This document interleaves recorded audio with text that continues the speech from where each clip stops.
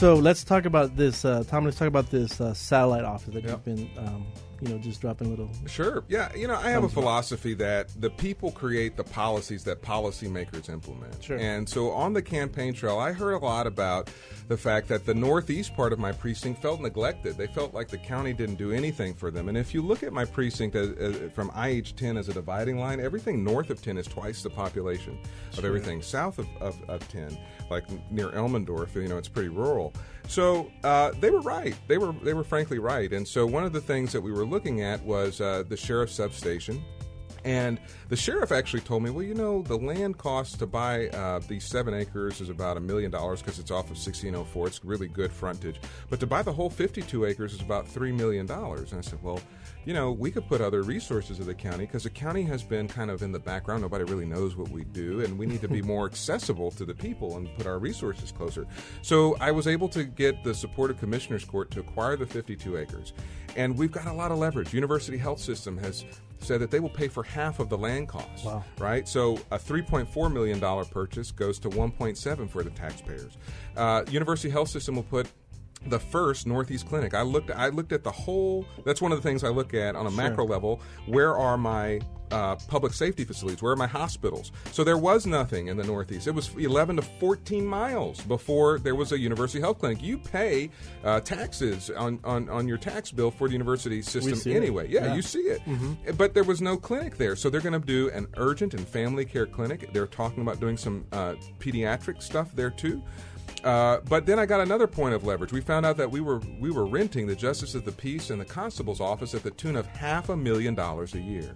So when we build a permanent facility, we will save taxpayers $500,000 a year. Not only that, Precinct 4 has the largest number of DWIs in the whole county. So we will have a Center for Healthcare Services, which is our mental health care service, and we will have treatment and all those kinds of things. So we'll have the sheriff's deputies, the constables. We'll have all the functions of the county government that I talked about, from veterans benefits to the tax assessor to the county clerk or the district clerk. That's where you go to get your divorce papers if your husband or wife doesn't clean up their dirty laundry. But anyway, and on another positive note, the great thing is those governmental entities are going to pay the county for those pads. So a $5 million Center for Healthcare Service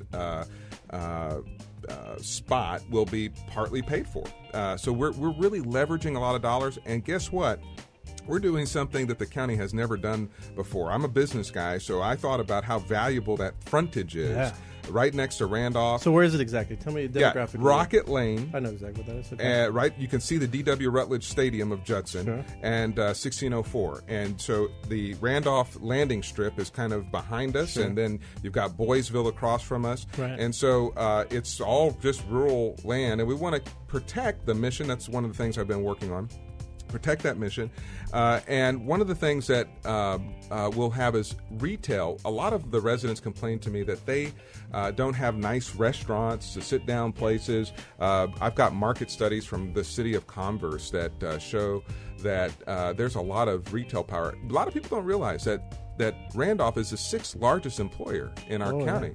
$1.3 billion impact. And there's hardly any strong retail out in that area. We do see in Live Oak the booming that's happening where the old Live Oak Civic Center was. Sure. We see that boom starting to happen, and so we know there's a market that's untapped. Right? So we're going to sell private pads for the first time in the county, and hopefully by the time all of this leverage is done, I will have gotten a positive return on the $3.4 million. I will be able to say we recouped more than $3.4 million for just the land. Not to mention the services that we're going to provide. And then I didn't mention that the city of Calvert, they've got some bond money for a library. So we have this bibliotech thing that you may have heard about, all pads and electronic and computer library. The bibliotech will allow job training in the technology. So they're not going to have the Dewey Decimal System there? I've long forgotten about the cards at the library, but we've got it all electronic. And right now I'm working on both a cyber tech initiative and then looking at the top 5 jobs in technology, because we are in an information technology age. And so we really want to open up that, because if we don't, we will be left behind. For sure. I spent a month studying business in India.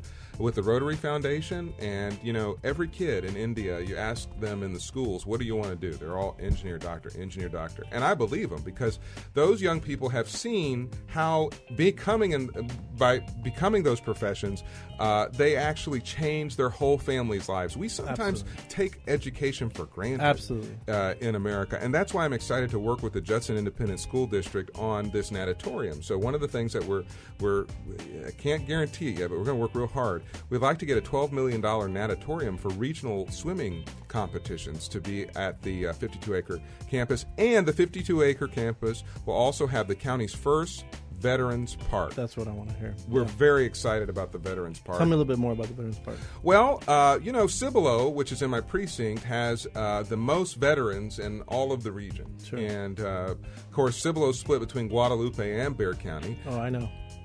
But we are excited to service our men and women. Of course, with a lot of the, Fort Sam is the largest economic development project in the history of San Antonio. We have it's 2.5 times the economic impact of Toyota. Wow. So we have a whole lot of veterans. We're the second largest veteran community in the state of Texas.